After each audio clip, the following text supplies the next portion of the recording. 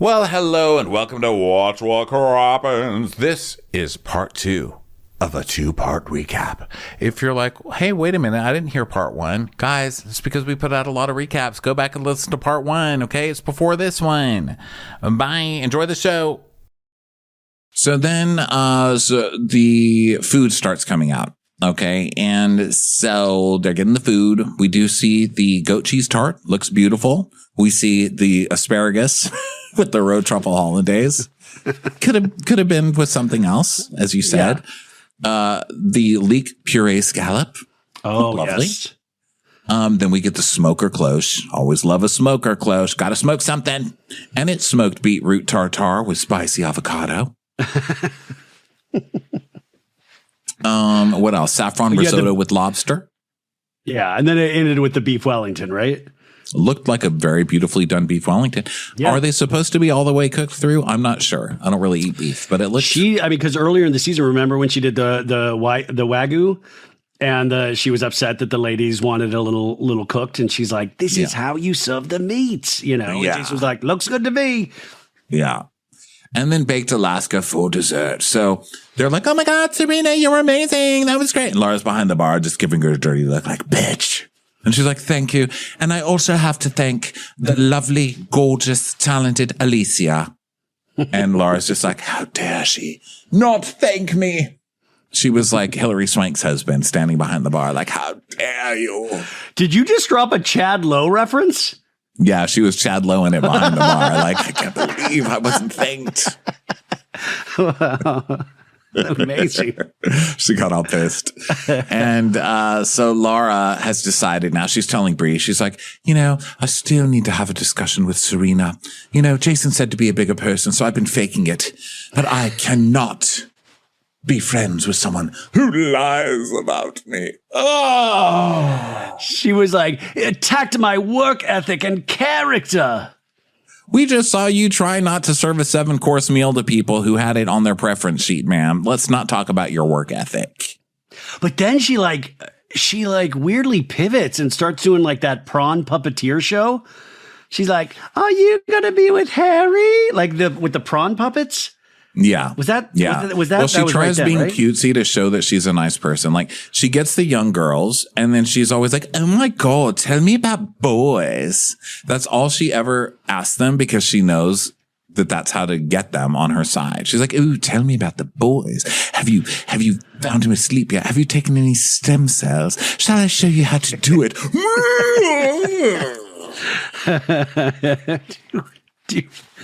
Do you want to try to kiss with me? Harry, no, I thought it was interesting because Serena at the end says, I guess I don't want to be part of the cool clique. And I thought that was interesting that anybody thought that Laura was like part of the cool clique or was the cool clique. Because watching it, I never thought like, oh, she's like the cool one. I mean, like, you're totally right. She does make friends with the younger set, but I never pegged her as like the cool one, Well, I think what she does, like from what I can tell from this, what she does is she goes to people and she tries to appeal to them by being like, oh, look at us, just the girls, just us talking about boys. Isn't this fun? And so she gets them all the time. So Serena not being included in anything just thinks that must be what cool people do. Like they just sit around, they talk about boys. And then when Serena does it, they're like, ew, disgusting. That boy would want Serena. Serena has big Ali Sheedy and the Breakfast Club vibes. Where Huge, you're just like, where is your Emilio Estevez? Where is that guy that like they're going to force you to put on weird makeup and change what actually is cool about you? To me, I feel like she's like smoking cloves, drinking. I'm trying to think of like what is actually the cool drink now? I almost said Jägermeister, like a disgusting Zima. thing. What else? Fernet Branca. That's a shot of Fernet. Come on. So she's decided she's going to come for Serena, and Bree's like, oh, you should. You totally should. So then we go to Nate and Alicia, and she's like, oh my God, can someone just please bring the dishes in? Because she's still being forced to clean this damn, mess hall. And so Nate does it, and she's like, oh God, we're still bonded. I've fallen in love with the art of cooking more, so no more smoochies with this loser, but I'll still let him clean my dishes. I like the fact that she had to keep explaining to the audience that she likes him. It's just that she loves sous chefing way more. So funny. So then Adair, who became my favorite character this season, like out of nowhere, comes out and she's like, I'm in a hospital robe and it's backwards because I can't find the belt. And then she turns her bare butt to the camera and just farts. Like, yes, Adair. That's my girl. Nobody is ever that comfortable on their first season. Like when you're ripping farts on camera, you're like, yeah, you might get a second season. That's really solid work. Some bare butt farts. Or when that guy was trying to date her and she's like, yeah, me and a guy has got to have a monster truck. We'll sit in the bar and watch a game or something. I mean, what is this? He wants to talk. Loser.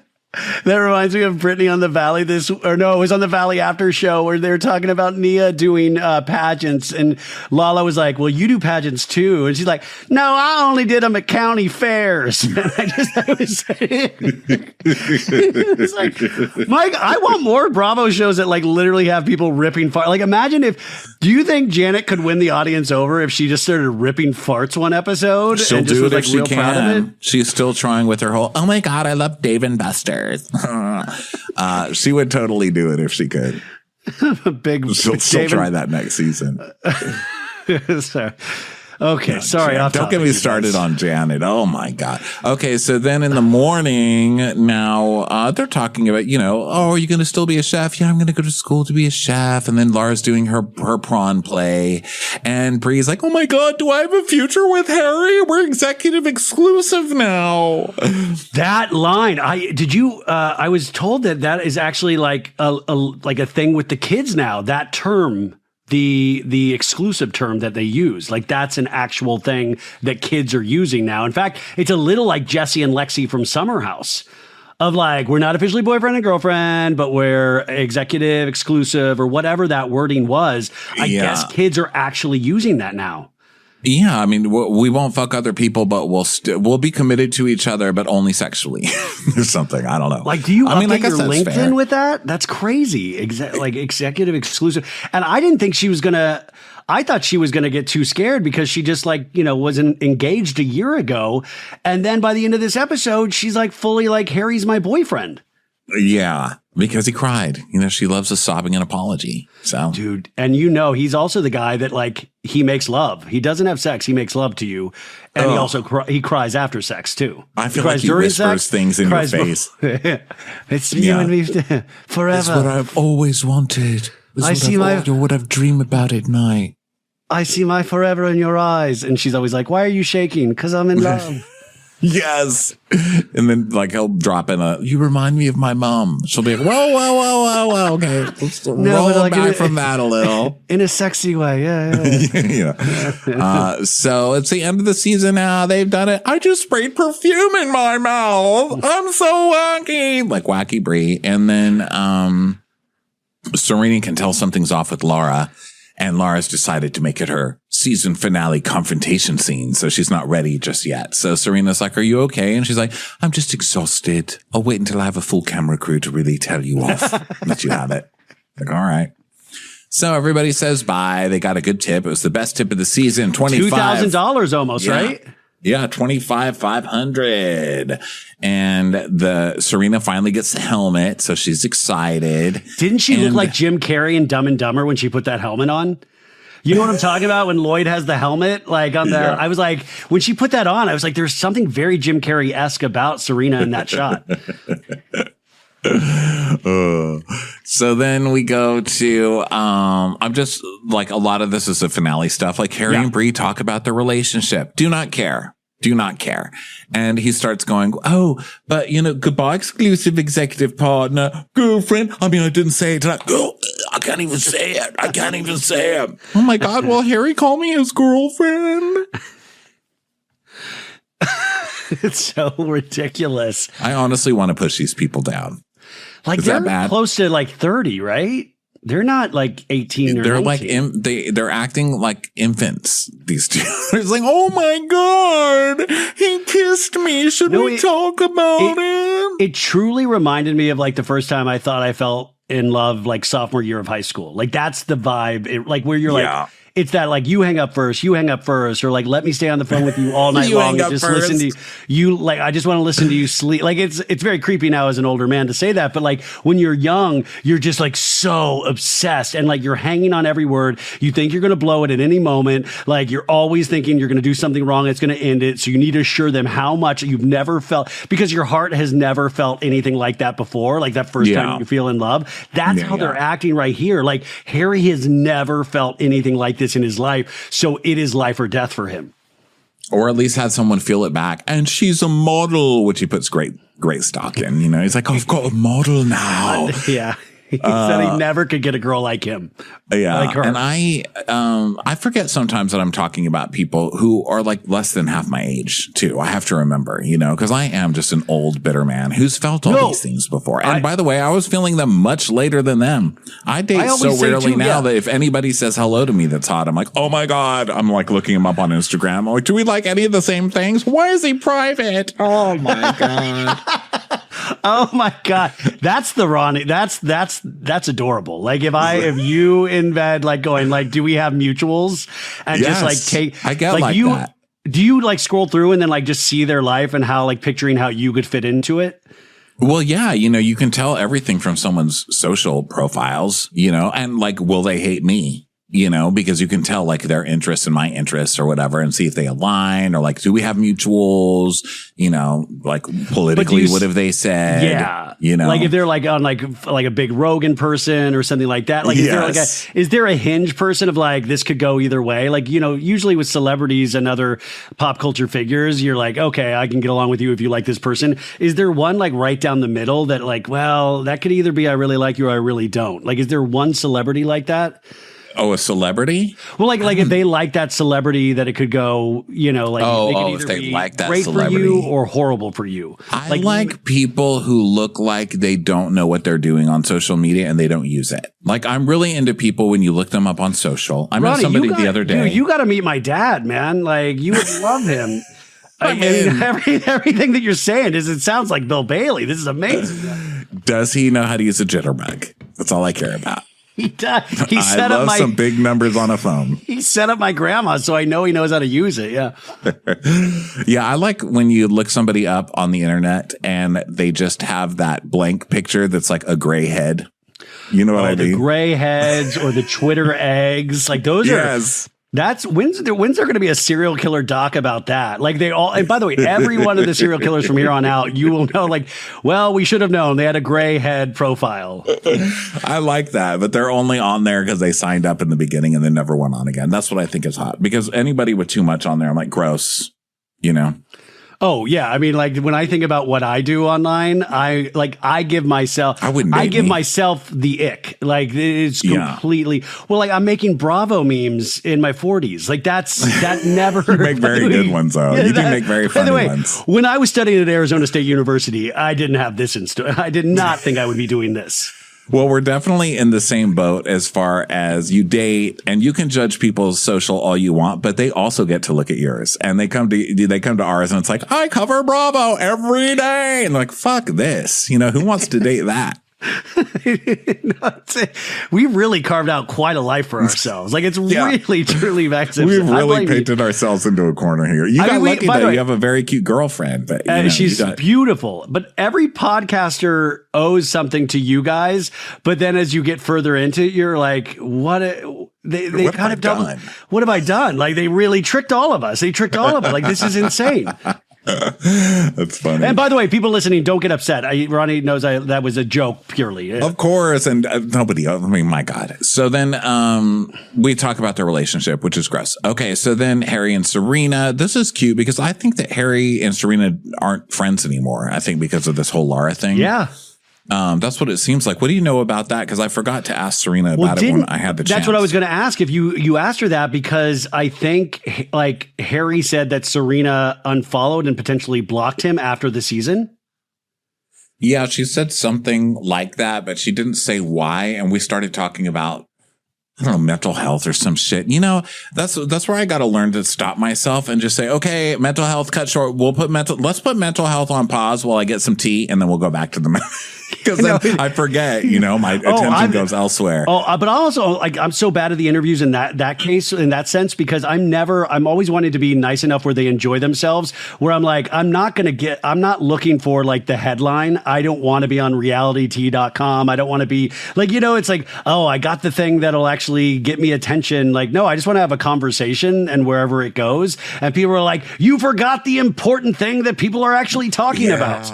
I think it was something to do with the Lara stuff, that they feel like Lara's being, attacked or bullied, or, they have these two, like on the comments on the post, we posted a clip, and of course we posted the shadiest clip there was to post, but we posted a clip, and so the fighting on the clip is crazy, It's like, you're bullying her, you're bullying Serena. And then Laura came on and she's like, no one understands how I've been treated this whole season, and everything bad about Serena was cut, but I'm not going to be quiet anymore. And it's like, okay, well then say what happened, but she doesn't. Laura, she just alludes. You had Laura on too?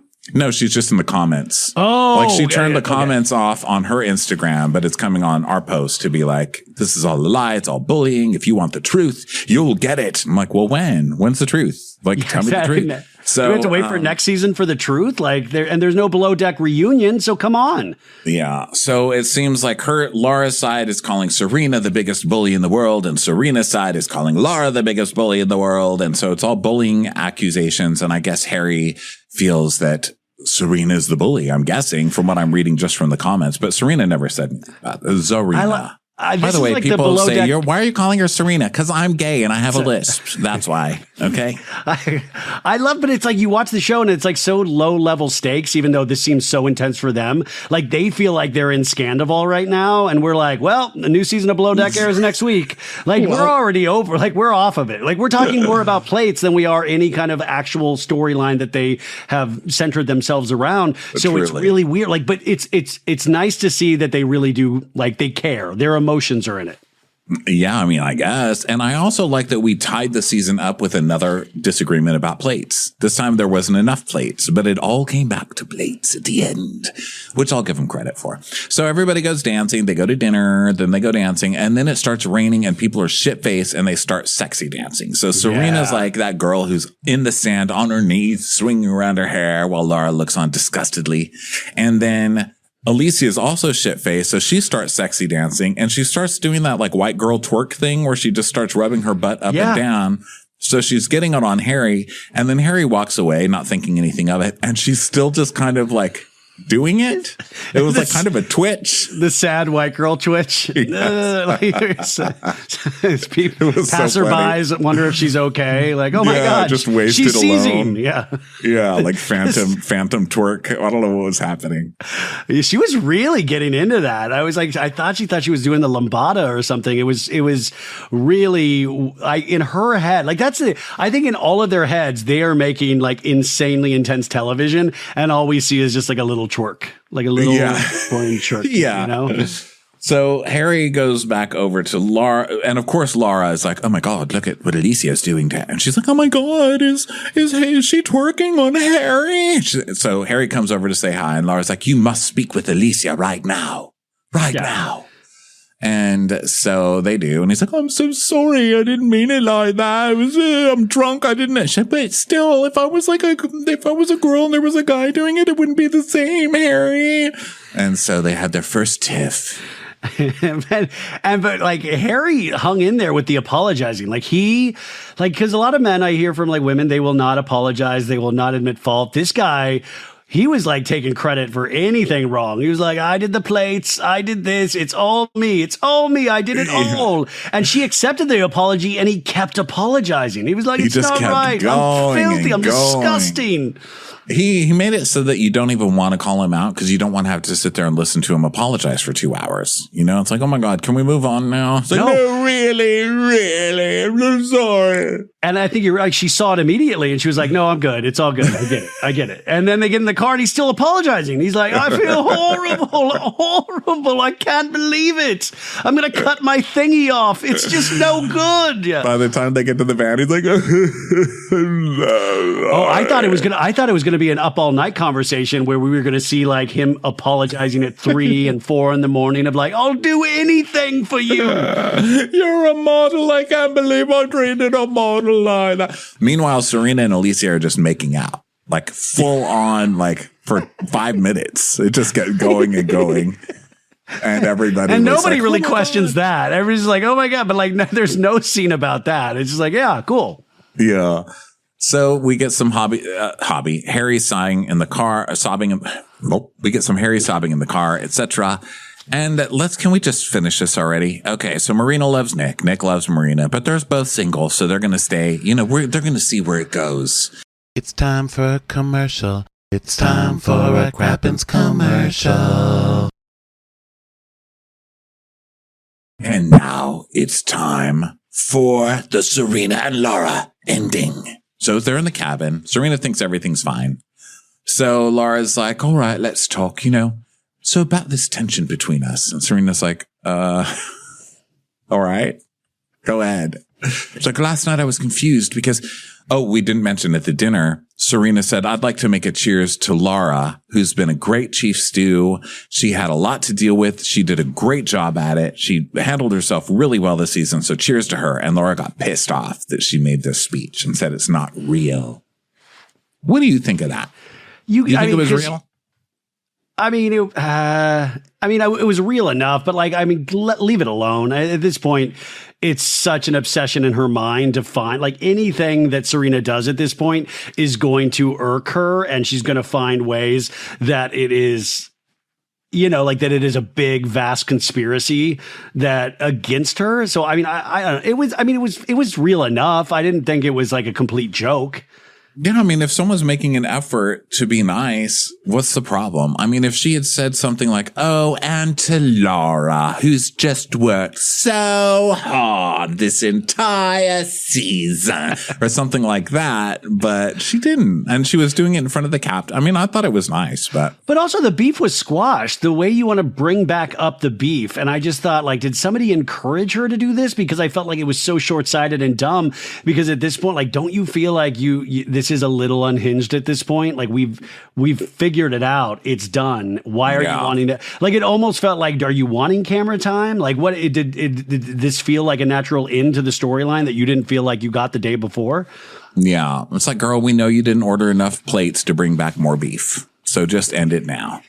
So she confronts her in the cabin and she's like, well, this tension between us, last night I was confused because you made a speech to me about how I'm great and all that, and I handled it so well. And Serena's like, yeah, because you did. And she's like, no, but that's the opposite of what you were saying to me. You made me feel like I wasn't doing a good job, and you put me in a very dark headspace.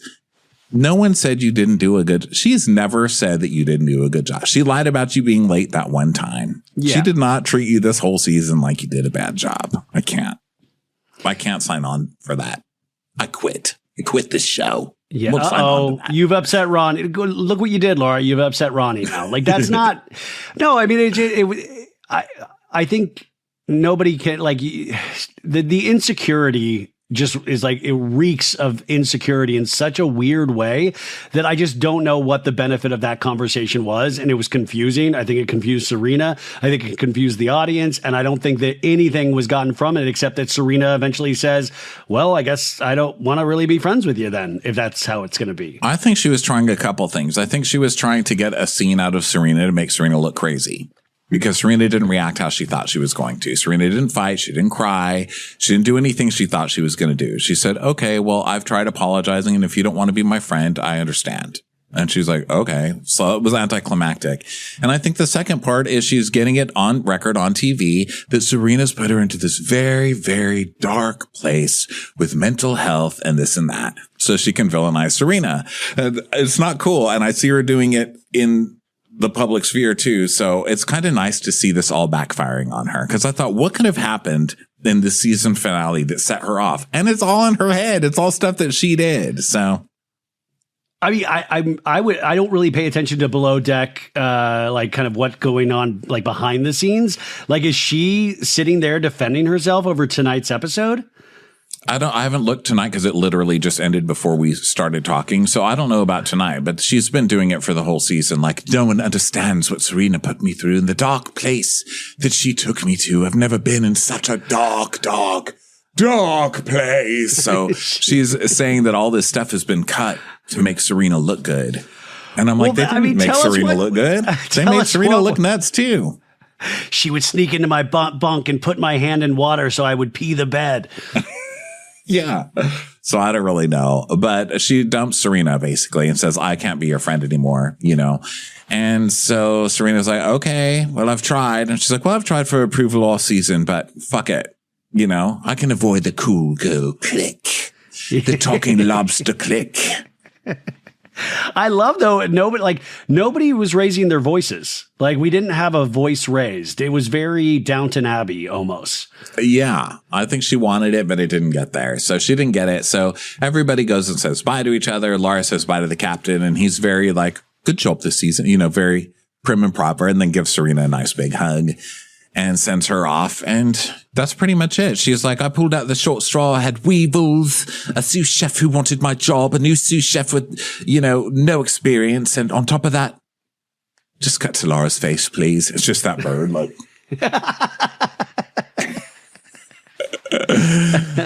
but she's going to keep on cooking and let her freak flag fly.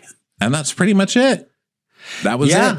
That was what a journey I've been through this last week, watching this entire season. It is you are the hardest working man in podcasting. And you know what? If I ever ask you to do something and you don't watch it, just say no. Do you have any other openings? I would have put you on something else. No, Ronnie, it is a privilege to be here in any capacity. You know that. I love talking to you regardless of the podcast or not. But like, yeah. And also, I love watching Bravo. So it was an excuse to actually watch a show that I usually, like I watched all of Below Deck Sailing Yacht and then sometimes I just didn't pick it up. So I was so thrilled to watch it, but it is interesting what a low level season it was. And I still liked it. I'm still impressed at how big the yacht was. I was like, this is huge. Like that yacht is huge. The yacht was huge. I'm not used to seeing that big of a yacht. The bedrooms were bigger. I mean, it was great. It was just interesting that this was the season finale. Like, it was like, it's all leading up to this. Plates! Again, lack of silverware. Dawn. But you just keep imagining, like, that's what I kept doing. Like, when I would get sometimes checked out of episodes, I would imagine other Bravo characters in the yacht. Like, oh my God, if Jax could be here, or if Kyle Cook could be here. Like, I just kept putting, like, if Heather Gay could be here, and like trying to complain about things. Like, which, by the way, I think Salt Lake City, aren't they doing a Below Deck episode this season on their, yeah, they're going to be doing Salt Lake? They're doing, I think, Below Deck regular coming up. I think they're doing. I think the regular Below Deck is going to be Daisy as Chief Stew, and Daisy's Chief Stew? Wait, Gary's not coming back, right? Gary's done. No, that's not sailing. This is going to be the regular. So they moved Daisy over to. No, that's not true. That's not true. Fraser is back for regular Below Deck, and then they got Daisy for another one. I guess, would that be sailing, or is that the new Down Under? I don't know. I get them all confused. I'm saying it's like 90 Day Fiance with the Below Deck universe, where I'm like, oh, I know. Well, it all, there's a boat, but the preview for Below Deck next week, like the season preview, there would look like there's some like S&M and bondage, and everybody's kissing everybody, and there's bisexuals and heterosexuals and homosexuals. Yeah, Fraser actually gets to make out with people this season, which is nice. I mean, he's done it before, but it looks like there's some actual bi action on this one. I'm excited to see it. That's what we're going to see full penetration on the next season of Below Deck. Like, did I see Fraser enter a man last night? Like, this is really they're stepping it up. But yeah, I know Fraser's going to come back with a lot of attitude because he's got very strong highlights now. I just saw him on some commercial or something, and I was like, oh my God, those highlights are taking no prisoners this season. Do you think once they get like the third and fourth season, they start thinking they're hot shit and they do something like kind of like drastic with their look a little bit? Like, remember, like, this is a bad example. I always think about Vicky Gunvalson that one time she got the facelift and it didn't settle before shooting. And, she came up with that beach and everybody was like, whoa, holy crap. So I didn't do anything. What are you talking about? I didn't do anything. Right. Can't move her neck. She's like, what? And then, but the first episode of The Valley, Brittany was in like a head bandage because you realize like they realized they were picked up and they're like, oh, I got to get plastic surgery really quick. And it like, I love when they start filming before whatever they've done to prepare for the season is healed. Like that's, I feel like, for Brittany, Brittany goes through a lot on that show, on those shows, all of the shows. And she's such an asshole a lot of the time. But I do at the end of the day feel you got nothing for nothing. Feel for Brittany because like that time she got the waddle surgery. So she got like her waddle like lifted and then like put behind her. But then it also messed up part of her face. Like she couldn't move part of her face. So the whole season people are like, what the fuck is wrong with her face? She looks like trash. And I was like, this woman cannot win, man. Yeah, like some characters in reality TV are just damned if they do, damned if they don't. Like it does not matter what you do. And then usually what happens about 8 or 9 years in, if you're lucky enough or like unlucky enough to be on a show still, people will come around and then there'll be like this kind of underground following. We saw that. I mean, I feel like Dodie's like that. Dodie is now considered like ethereal in a lot of ways. And I'm like, well, I remember a time when people were like railing against Dodie and now she's considered she's like Paul Bunyan. Like there's like a myth about Dodie. And like people are just like, she's an angel. She's an angel. Everything she says, she's angelic. Watching that transformation has been crazy. Like watching that has been nuts. Like she had a really good first season on the show. I thought she did a good job of kind of balancing the apology for what, like re-entering. I thought she did a pretty nice job. This season, she's not really doing that much so far at all. And the audience loves that. Like the audience will really, as long as there's other stuff going on the show, you can really do nothing in the season and the audience will love you. Dodie literally was sitting, like, she just says, yeah, I'm taking Xanax because I don't like people arguing. Like, just really like a thrown away line. She'll be like, yeah, we don't really have to do that. I'm just trying to get my drink on right now. Like, she reminds me of what I read 70s Los Angeles was like Joan Didion and all of these, like, really, like vicious circle type, like, she just kind of reminds me from a different era where she was just like, remember when people could drink during pregnancy? Like, I want to go back to those times. Yeah, where are those days? Yeah, well, kind of the downer times before the Coke times, I think, because the newer generation of TV is all like jacked out and everyone's like, and their fights are like Coke rages, Coke alcohol binge rages. Ow, what am I stuck on? Ow, I'm stuck on my own beard. I'm so sorry. And that's a plug. By the way, for anybody not watching this, Ronnie's beard is magnificent. I mean, like, my beard. Well, I mean, it's what do we call it? Like stubble? Is that what it is? It's like it's really nice. I don't know what I would call it. It's called laziness. I shave once every couple of weeks, but this week I was like, I'm tired. Listen, Paige DeSorbo wouldn't like you because she said she doesn't go for a man with a beard in this week's episode. But other than that, I say keep doing this. Paige DeSorbo wouldn't like me anyway. Okay, she wouldn't like me clean shaven. Wait, are you team? Wait, did you take a stand in the Great Battle of the Decade? Team Craig or Team Paige? Team Paige. Team Paige. Yeah, 100%. Team Paige, obviously, right? Craig sucks. Craig. I mean, obvious. Okay, I just didn't know where you stood. I didn't know that. Yeah, but I think. Are you? So you are too. You're Team Paige. Oh too? yeah, of course. Like I don't dislike Craig, but like obviously Team Paige. Like I love Craig for Southern charm, but he's been compulsively lying and shit for years. I could never understand what she was doing with Craig. I do get frustrated with Bravo at the reunions of like, yeah, we now have it well documented about Craig lying in so many situations. And they kind of did it on Watch What Happens Live when he was on, but they really do need to do a clip package at a reunion where they hold Craig's eyeballs open and make him watch every lie.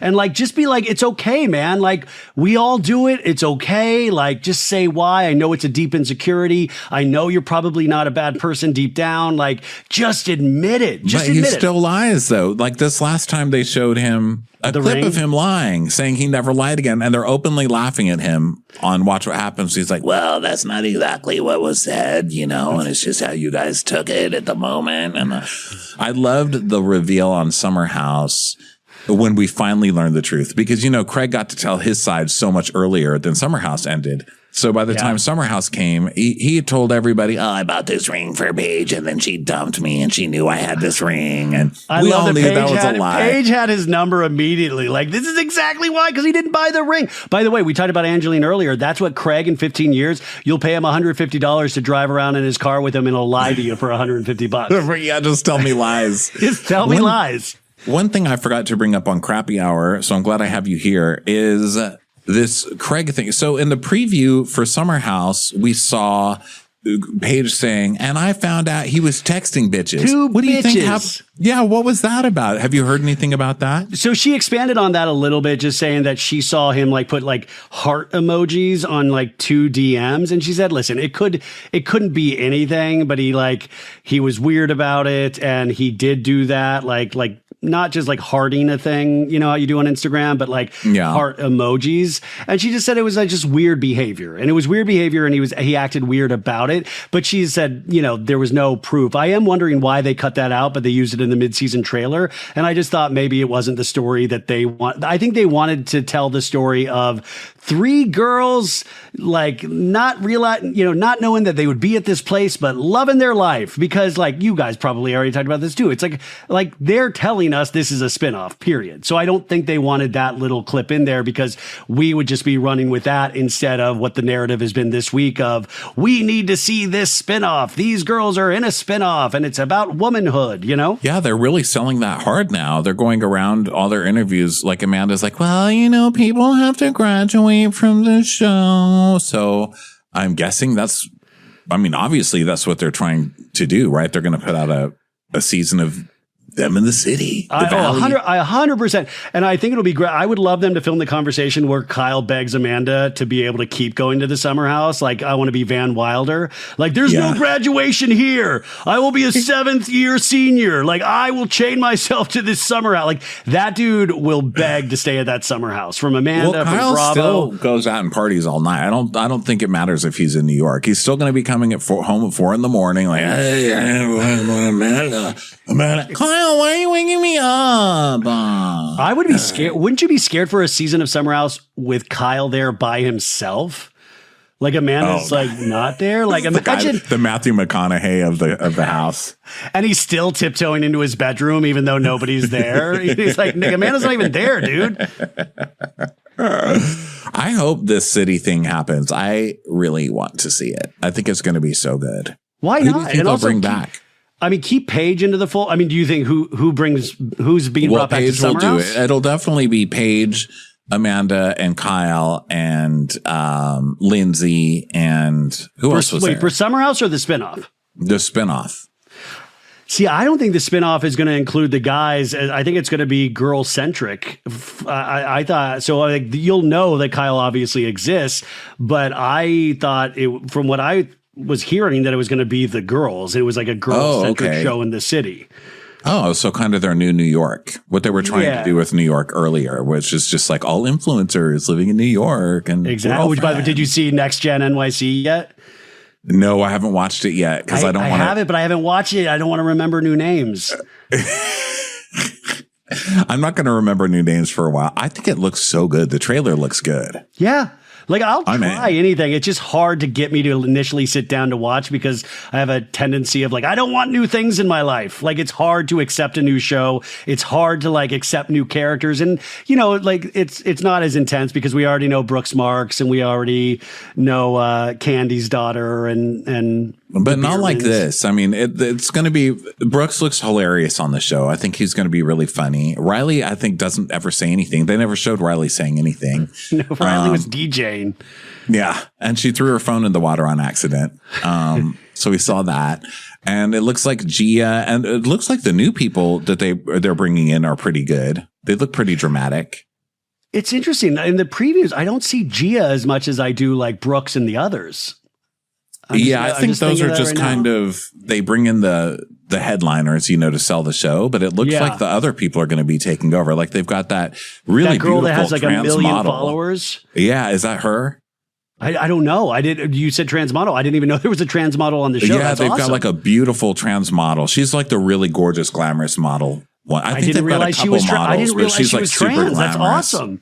Yeah. And then they've got they're all young. I was going to say a young guy, but one of the young guys in it looks like a total douchebag. I think it's going to be really good. So I hope it's a blend of NYC Prep and Roni, Yeah. I never watched NYC Prep. Oh, right. That's embarrassing. I've never confessed that before. I guess I should watch that. Watch, but save that for you. Don't even talk about it on Crappens ever. Just watch it for your own enjoyment and like have that be something that you keep for yourself. Because to me, it's a very special show that like, don't just keep a show for you. And I think NYC Prep would be great where you could have that, enjoy it, you know, and don't do anything around it. Just enjoy it.